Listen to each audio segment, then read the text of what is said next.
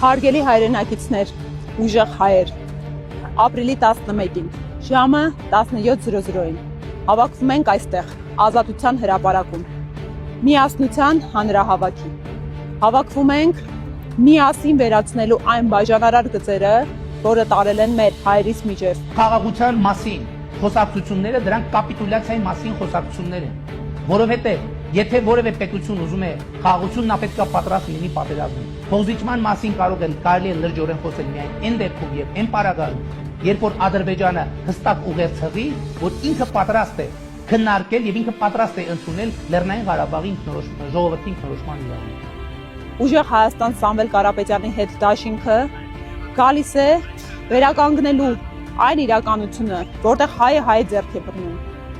Մեր առաջնորդը գալիս է բերելու սպասված փոփոխությունները, բերելու սոցիալական ապահովություն, բերելու սոցիալական արդարություն, բերելու հավասարություն եւ բերելու համերաշխություն ու միասնականություն։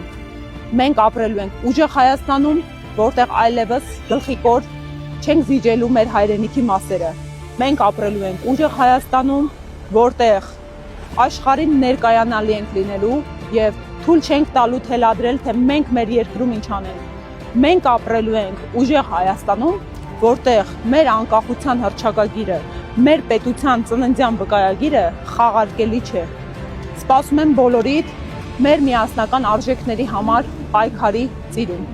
Ուժեղ Հայաստան, ազատ ու հզոր